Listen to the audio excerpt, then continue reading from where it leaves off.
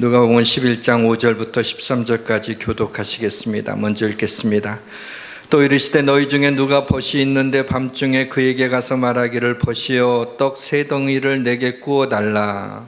내 벗이 여인 중에 내게 왔으나 내가 먹을 것이 없노라. 그가 안에서 대답하여 이르되 나를 괴롭게 하지 말라. 문이 이미 닫혔고 아이들이 나와 함께 침실에 누웠으니 일어나 내게 줄 수가 없노라 하겠느냐. 내가 너희에게 말하노니 비록 벗됨으로 인하여서는 일어나서 주지 아니할지라도 그 간청함을 인하여 일어나 그 요구대로 주리라. 내가 또 너희에게 이르노니 구하라 그리하면 너희에게 주실 것이요 찾으라 그러면 찾아낼 것이요 문을 두드리라 그러면 너희에게 열릴 것이니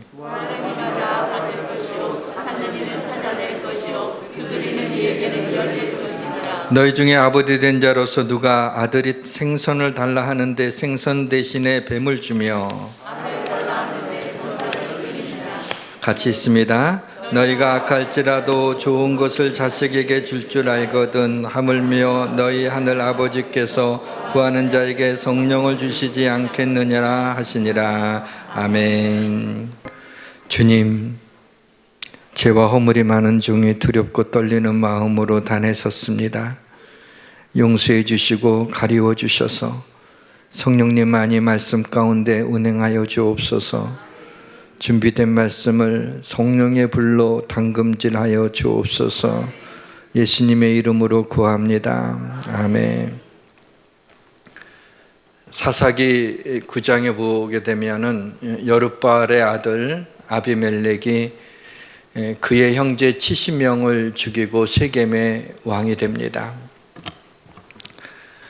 이때 여룻바알의 막내 아들이었던 요담이 살육의 현장을 피해 숨어서 목숨을 부지합니다. 요담이 우리에게 이런 이야기를 들려줍니다. 하루는 나무들이 자신들의 왕을 세우려고 감람나무에게 가서 당신이 우리의 왕이 되라고 합니다. 이에 감람나무가 나의 기름을 하나님을 영화롭게 하는 것이니 내가 어찌 그것을 버리고 나무들 위에 우쭐대리요 라고 거절합니다. 이번에는 나무들이 무화과 나무에게 가서 당신이 우리의 왕이 되라 합니다. 이에 무화과 나무가 나의 단 것과 아름다운 열매를 버리고 내가 어찌 나무들 위에 우쭐대리요 하고 또 거절합니다. 이번에는 나무들이 포도나무에게 가서 당신이 우리의 왕이 되라. 포도나무가 나의 포도주는 하나님과 사람을 기쁘게 하는 것인데 내가 어찌 그것을 버리고 나무들 위에 우쭐하리요 라고 또 거절합니다. 그러자 이번에는 나무들이 가시나무에게 가서 당신이 우리의 왕이 되라고 합니다. 그러자 가시나무는 나를 왕으로 삼겠거든 내 그늘에 피하라. 그리하지 아니하면 불이 가시나무에서부터 나와서 레바논의 백향목을 사를 것이라. 물론 이 요담은 아비멜렉이 가시나무와 같이 억지로 왕이 되려고 했다는 것을 이야기하고 있는 것이죠. 많은 사람들이 가시나무처럼 왕과 같은 인생을 살고 싶어 합니다. 사람들을 내 그늘 아래, 내 영향력 아래 두려고 합니다. 그러나 인생은 왕이 되려고 사는 것이 아닙니다.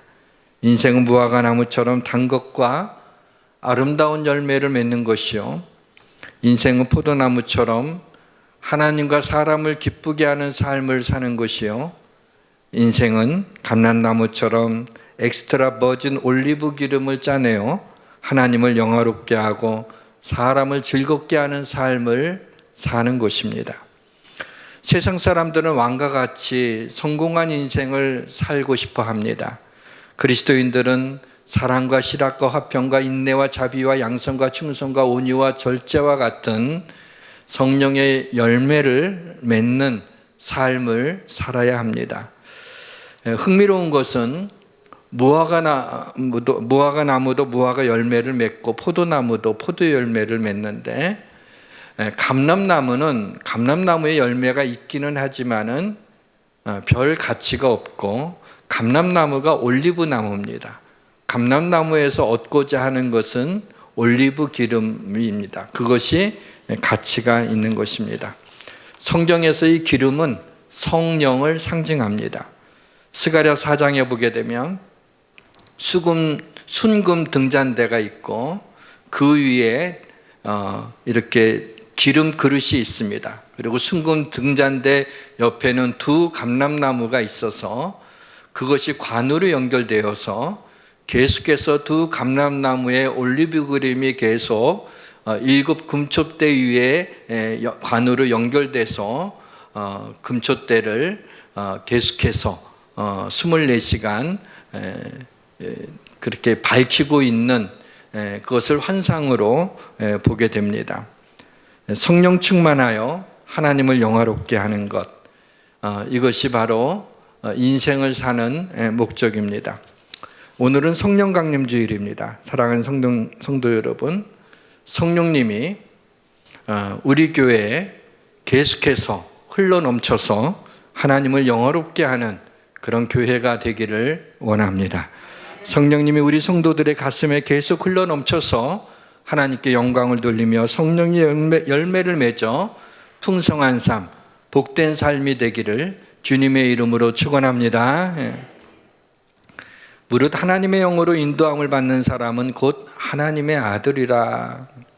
사랑하는 성도 여러분, 여러분은 하나님의 영으로 인도함을 받는 사람이라고 생각하십니까? 그렇지 않다고 생각하십니까? 이 질문에 대해서 우리가 쉽게 답하기가 좀 어렵습니다.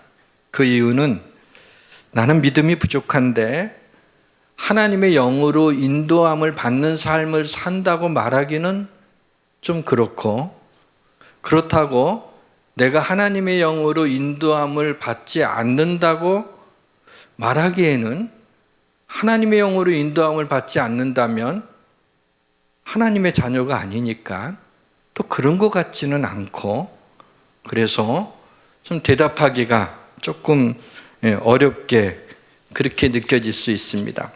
그렇다면 어떻게 대답해야 될까요? 아주 쉽습니다. 제가 질문을 던질 테니까 여러분이 한번 반응을 보여주세요.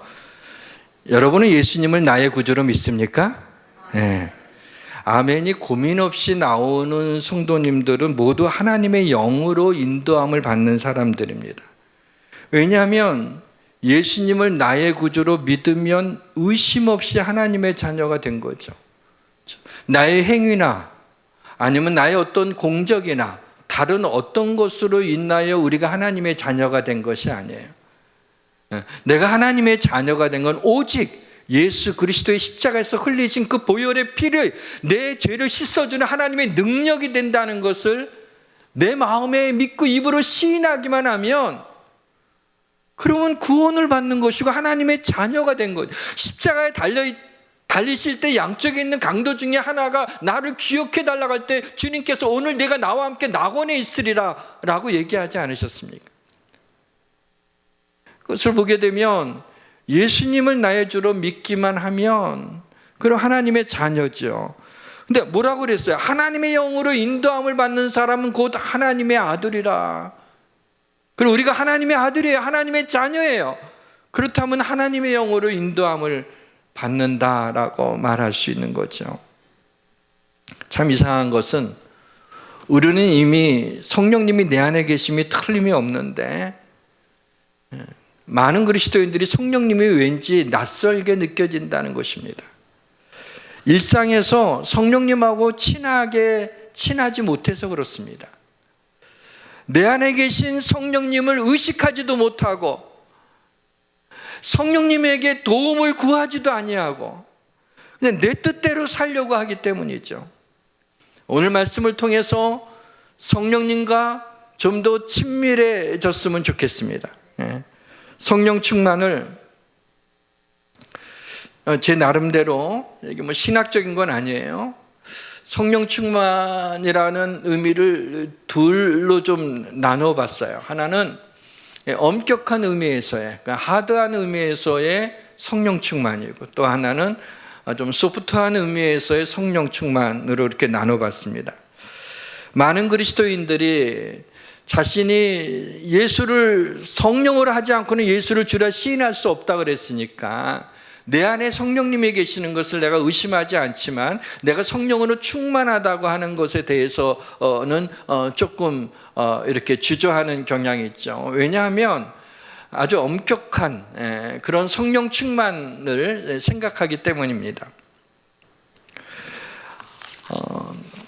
그것은 뭐냐면 내 마음의 근심, 걱정, 불안, 두려움, 미움, 분노 이런 것들이 성령님으로 말미암아 다 사라지고 성령님으로 인하여 내 마음에 기쁨이 넘치고 세상은 보이지 않고 오직 주만 보이고 모든 사람이 사랑스러워 보이고 하나님만 영화롭게 하는 그와 같은 상태, 그것을 엄격한 의미의 하드한 성령 충만이라고 볼 수가 있습니다.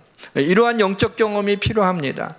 그러나 기도를 아주 많이 하는 성도가 아니라면 언제나 이러한 상태를 유지하기가 쉽지 않은 것도 사실입니다. 왜냐하면 우리의 삶의 현실에는 삶의 곤고함의 파도가 몰려오게 되고 죄의 유혹의 파도가 몰려오게 되고 그리고 미움의 파도가 몰아치기도 하기 때문인 것입니다. 그러면 소프트한 의미에서의 성령 충만이란 무엇인가? 하나님의 영으로 인도함을 받는다면 성령 충만한 것입니다. 주일에 교회에 나와 예배드리는 것이 너무나 당연해서 발걸음을 교회로 옮기는 것이 가벼운 사람들, 어려운 일을 만나게 되면 하나님 앞에 기도해야지라고 무릎을 꿇는 성도들, 하나님을 찬양하게 될 때 세상에서 알 수 없는 하나님이 주시는 기쁨이 마음속에 넘치는 성도들, 그리고 말씀의 은혜를 받고 깨달음을 받으며 성령님이 그렇게 내 안에 역사하시는 것이 느껴지는 그렇다면 이것이 하나님의 영으로 인도함을 받는 소프트한 의미에서의 성령 충만이라고 볼 수가 있습니다. 하나님께서 우리 성도들이 성령 안에 있음을 격려해 주셨으면 좋겠습니다. 성령님의 말씀 가운데 어느 때보다도 더 자유롭게 이 시간 역사하시기를 주님의 이름으로 축원합니다. 모든 것이 잘 될 것입니다. 하나님의 생기, 하나님의 호흡, 하나님의 영을 시브레어로 루아흐라고 합니다.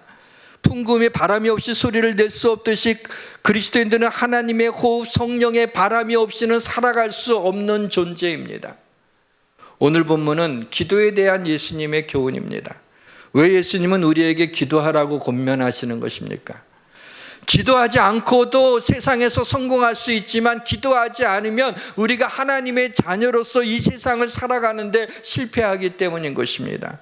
하나님과 나와의 친밀한 관계를 잘 나타내 주는 게 무엇일까 생각해 봤더니 만약에 사진 한 장으로 나타나게 된다면은 내가 하나님 앞에 홀로 무릎 꿇고 기도하는 그 사진이 하나님과 나와의 관계를 잘 나타내 주는 게 아닌가라는 생각을 했습니다.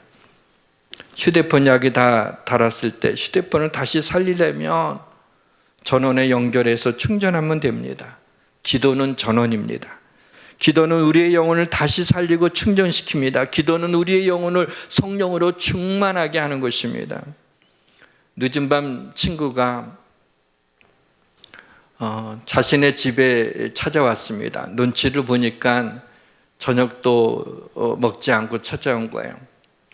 중동 지역에서는 손님을 굉장히 환대합니다. 더군다나 먹을 것이 없다는 것은, 그래서 배고픈데 먹을 것을 제공하지 않는 건 수치로 여기는 거죠. 더군다나 자기 친구 오랜만에 왔는데 떡이 다 떨어졌어요. 그래서 그 동네에 사는 다른 친구의 집에 갑니다. 좀 늦은 밤이지만은 실내를 무릅쓰고 그 친구의 문을 두드리면서 먼 데서 내 친구가 이렇게 밤늦게 찾아왔는데 우리 집에 먹을 것이 떨어졌으니 떡 3덩이만 나에게 구워달라고 요청합니다. 그러나 그 동네의 그 친구는 나를 좀 괴롭게 하지 말라. 나는 지금 우리 아이들하고 내가 잠자리에 누워서 있는데 내가 일어나서 너한테 이렇게 떡 3덩이를 줄 수가 없다 하고 거절합니다.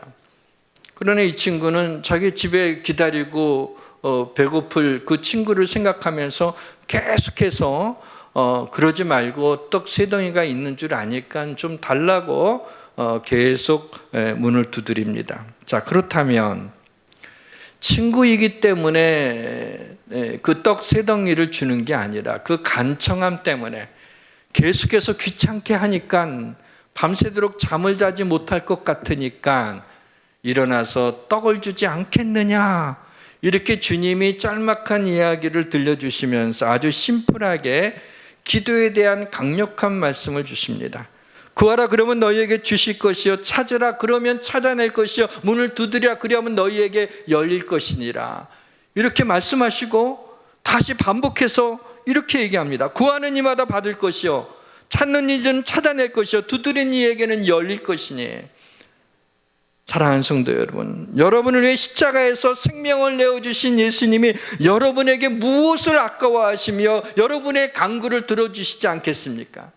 여러분의 귀를 만드신 하나님이 여러분의 기도에 귀를 기울이시지 않으시겠습니까? 여러분을 지으신 전능하신 하나님이 여러분의 기도에 응답할 능력이 없겠습니까? 기도하면 구하라 그러면은 얻을 것이라고, 받을 것이라고 했습니다. 기도하면 반드시 하나님께서 응답하여 주심을 믿으시기를 바랍니다.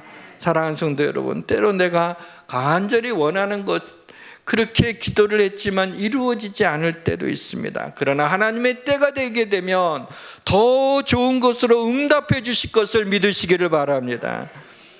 기도에 관한 설교를 들을 때 중요한 것은 은혜 받는 것이 아니에요. 오늘 좀 너무 은혜롭다, 이게 중요하지 않아요. 그래 기도해야 되는데 참 안타깝다, 이것도 별 의미가 없습니다. 기도에 대한 말씀을 들었을 때는 오늘부터 기도할 수 있어야 됩니다. 그래서 이를 위해서 어떻게 해야 되나 또 고민이 시작이 됐습니다.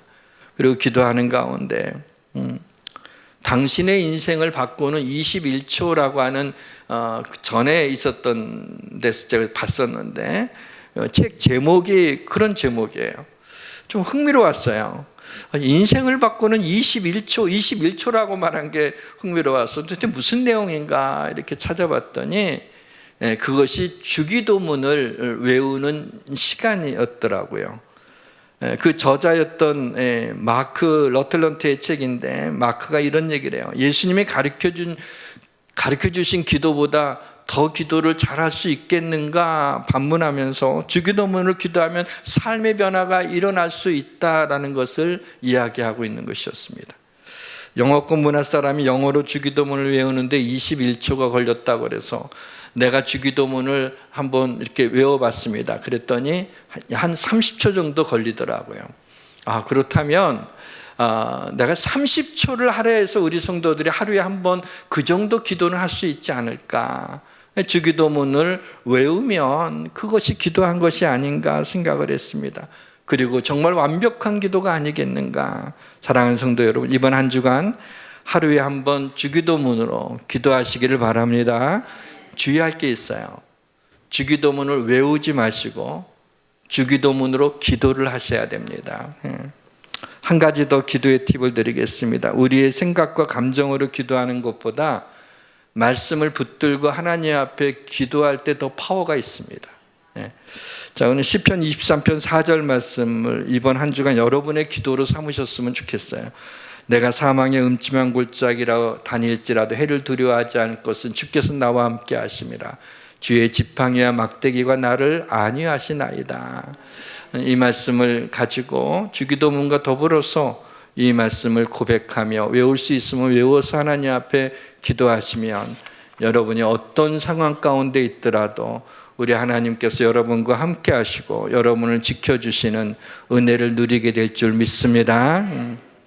오늘 본문에서 주님이 한 가지 예를 더 들어주셨습니다. 누가 아들이 생선을 달라 하는데 생선 대신 뱀을 줄 아버지가 있겠느냐. 누가 아들이 알을 달라고 하는데 아들 대신 전갈을 줄 아버지가 있겠느냐 그랬어요. 악한 아버지라도 자식에게 줄 알거든 하물며 너희 하늘 아버지께서 구하는 자에게 성령을 주시지 않겠느냐라고 말씀하셨어요. 주님이 기도에 대한 교훈을 이렇게 말씀하시면서 악한 아버지를 등장시킨 이유는 충분히 짐작할 수가 있죠. 그런데 제가 아들에게 나는 무엇을 주고 싶을까 이를 생각했어요. 아마 좋은 것을 주고 싶을 것 같아요. 또 많은 것을 주고 싶을 것 같아요. 아니 내게 있는 모든 것을 할 수만 있으면은 다 주고 싶다라는 그런 마음이 들었어요. 그렇다면 하늘에 계신 아버지께서도 마찬가지라는 생각이 들었습니다. 하나님 아버지가 사랑하는 자녀들에게 가장 좋은 것을 주고 싶은데 그것이 바로 성령이라는 것입니다. 그래서 오늘 본문 12절에 하늘 아버지께서 구하는 자에게 성령을 주신다라고 말씀하고 있는 것입니다. 그래서 그리스도인들은 반드시 성령 충만, 하드한 의미에서의 성령 충만이든 소프트한 의미에서의 성령 충만이든 성령 충만을 받아야 됩니다. 그래야 인생이 기쁘고 그래야 인생이 감사하고 그래야 인생이 복되고 그래야 인생이 흔들리지 않습니다. 그래야 인생이 하나님께 영광 돌릴 수 있기 때문입니다. 성령의 충만을 잊기 위해서는 성령을 구해야 됩니다. 구하는 자에게 성령을 선물로 주십니다. 너희가 회개하여 각각 예수 그리스도의 이름으로 세례를 받고 죄 사함을 얻으라. 그리하면 성령의 선물을 받으리니. 성령님은 선물로 받는 거예요. 성령 충만을 받는 주체가 내가 아니라는 거야. 내가 애써서 물론 간절히 구하고 사모하면 성령님을 주시는데 나의 애씀 때문에 주신 것이 아니라 사모하는 마음을 가지고 하나님이 우리에게 성령을 부어 주시는 거예요. 그러니까 성령 충만함, 성령님이 우리에게 임하는 주체는 내가 아니라 성령님이에요. 하나님이 우리에게 성령님을 베풀어 주시는 거죠. 여호와 하나님이 에스겔을 데리고 성전 문 앞에 섰습니다. 성전 문지방 밑에서 물이 나오는데 그 물을 건너는데 처음에는 발목까지 오르게도 조금 더 일천척을 측량하고 나갔더니 이번에는 무릎까지 오르고 다시 일천척을 측량하고 나갔더니 이번에는 허리까지 오르고 그 다음에 다시 일천척을 측량하고 사람이 능히 헤엄치지 못할 그 정도의 머리 위까지 물이 넘쳤다라고 하는 겁니다. 성령의 물이 우리에게 발목에서 무릎에서 허리 나중에는 우리가 헤엄치지 못할 정도로 그렇게 충만하게 넘쳤다. 성령님이 우리에게 오신 것을 볼 수가 있습니다. 사도행전 2장에 보게 되면 오순절 다락방에서 성령님이 임할 때 말에 마치 불의 혀같이 갈라지는 것이 그들에게 보여 각 사람이 하나씩 임하였더니 그들이 다 성령의 충만함을 입었더라라는 말씀이 나옵니다. 바로 그날을 기념해서 오늘이 성령 강림 주일인 것입니다. 그래서 여기에 불의 혀같이 갈라지는 것이 보였다라고 하는 이런 시각적인 이 말씀을 오늘 성령님을 불과 좀 연결시켜서 잠깐 풀어가 보려고 합니다. 하나님은 불 가운데서 말씀하십니다. 내가 불 가운데서 나오는 그의 말씀을 듣게 하셨느니라. 불 가운데서 나오는 그의 말씀, 불은 성령의 불을 상징하는 것이죠. 성령이 임할 때 하나님의 말씀에 힘이 있습니다. 성령이 임할 때 하나님의 말씀을 깨닫게 됩니다. 삼손의 아버지 마노아가 염소새끼와 소제물을 가져다가 바위 위에서 여호와 하나님 앞에 제사를 드릴 때 일어난 이적입니다. 불꽃이 제단에서부터 하늘로 올라가는 동시에 여호와의 사자가 제단 불꽃에 휩싸여 올라간지라. 마노아와 그의 아내가 그것을 보고 그들의 얼굴을 땅에 대고 엎드리느니라 라는 말씀이 나와요. 여기에서 여호와의 사자가 제단 불꽃에 휩싸여 올라간지라 라고 하는 이 문장이 영어의 다른 번역본에서는 이렇게 번역이 되어 있었어요. 여호와의 사자가 불 안에서 춤을 추기 시작했다. 이렇게 아주 흥미롭게 번역이 됐더라고요. 불길에 불꽃에 휩싸여서 올라가는 것을 여호와의 사자가 춤을 추며 올라가는 것으로 그렇게 번역이 됐습니다. 여기서 여호와의 사자가 누군지 아십니까? 마노아가 여호와 사자에게 당신의 이름이 무엇입니까? 라고 묻죠. 그때 사사기 13장 18절에 보시면 여호와의 사자가 그에게 이르되 어찌하여 내 이름을 묻느냐? 내 이름은 기묘자라 하니라. 기묘자는 그리스도의 이름입니다. 이사야에서 보면 이는 한 아기가 우리에게 낳고 한 아들을 우리에게 주신 바 되었는데 그의 어깨는 정사를 메었고 그의 이름은 기묘자라, 모사라, 전능하신 아버지라, 영존하신 아버지라, 평강의 왕이라 할 것입니다. 제일 먼저 나오는 게 뭐예요? 그의 이름이 기묘자라, 원더풀이라는 뜻이에요. 그러니까 여기에 나오는 삼손의 아버지가 제사를 드릴 때 나오는 여호와의 사자가 불꽃과 함께 하늘에 올라가면 춤추며 올라가는 이분이 바로 성육신 하기 전에 성자 하나님이었던 기묘자 원더풀 예수 그리스도라는 것이죠. 와우, 놀랍습니다. 하나님은 마노아의 제사를 받으시고 그 응답으로 삼손을 아들로 주십니다. 그리고 삼손에게 특별한 은총과 복을 내려주시는 것을 보죠. 하나님은 우리의 삶 전체를 하나의 제사로 보십니다. 사랑하는 성도 여러분, 우리가 하나님이 우리의 예배를 기쁘게 받으실 때, 우리가 그리스도를 춤추게 하는 삶을 살 때 하나님은 축복으로 응답하여 주심을 믿으시기를 주님의 이름으로 축원합니다. 제단 불꽃에 휩싸여 하늘로 올라가신 성자 하나님은 인간의 몸을 입으시고 베들레헴 마국간에 오셨습니다. 십자가 달려 죽으신 예수님은 부활 승천하신 이에 오순절 마가의 다락방에서 보혜사 성령으로 우리 가운데 오셨습니다. 그래서 성령님을 예수의 영이라고도 부르는 것입니다. 예수님은 십자가의 죽음을 며칠 앞두고 제자들에게 이렇게 말씀하십니다. 그러나 내가 너희에게 실상을 말하는 내가 떠나는 것이 너희에게 유익하리라. 내가 떠나가지 아니하면 보혜사가 너희에게로 오시지 아니할 것이요 가면 내가 그를 너희에게로 보내리니. 주님이 우리에게 보혜사 성령님을 보내주셨습니다. 성령님은 우리를 도와주시고 우리에게 지혜를 주시고 우리를 위로하시는 분입니다. 이것이 우리가 성령 충만을 받아야 되는 이유이기도 합니다.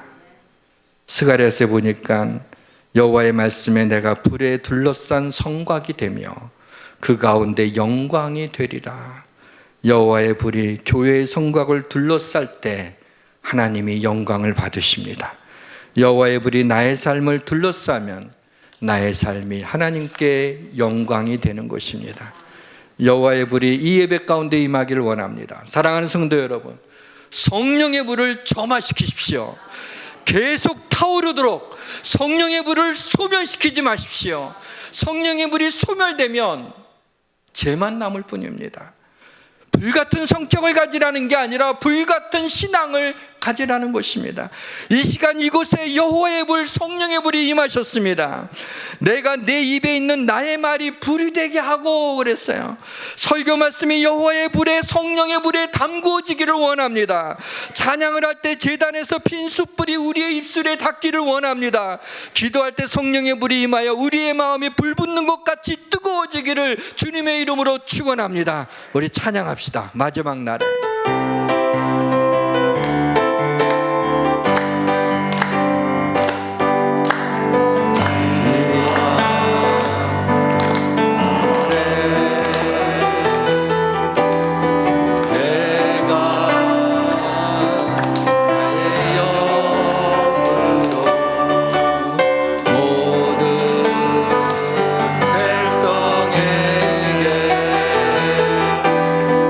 구원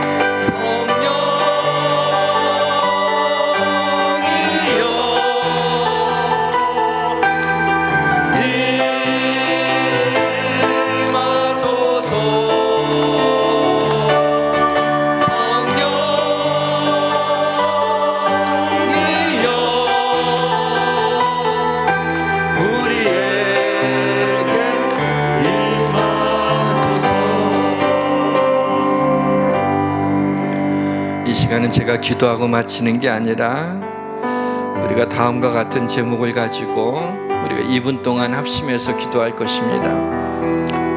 너희 하늘 아버지께서 구하는 자에게 성령을 주시지 않겠느냐 그랬어요. 이 시간에 성령님을 구하십시오. 성령 충만을 구하십시오. 성령님이 여러분의 마음 문 앞에 서 계십니다. 여러분이 믿음으로 마음의 문을 열기만 하면 성령님이 여러분의 마음에 들어오실 것입니다. 여러분의 질병을 내어놓으십시오. 주님의 치유하심을 보여주실 것입니다. 나의 죄를 고백하십시오. 주의 보배로운 피로 용서해 주실 것입니다. 여러분의 눈물과 고통과 불안한 마음을 내어놓으십시오. 성령의 불이 임하면 눈물이 기쁨이 되고 고통이 축복이 되고 불안이 평안이 될 것입니다. 우리 2분 동안만 합심해서 함께 기도하겠습니다. 할렐루야. 사랑의 아버지 하나님이여, 이 시간에 하나님이여 구하는 자에게 성령을 주시지 않겠느냐고 했습니다. 하나님이여, 이 시간에 우리가 성령 충만하기를 원합니다. 성령님이여, 우리의 마음을 다스려 주옵소서. 나의 삶을 다스려 주시고 나의 삶이 성령 충만함으로 하나님 앞에 영광이 되기를 원합니다. 아버지 하나님이여, 내가 내 문 밖에 서서 문을 두드리니 누구든지 내 음성을 듣고 문을 열면 내가 그에게 들어가 그로 더불어 먹고 그는 나로 더불어 먹으리라고 했습니다. 하나님이여, 이 시간에 하나님 우리의 마음의 문을 엽니다. 성령님이여, 우리 안에 오셔서 우리를 하나님 충만하게 하여 주시옵소서.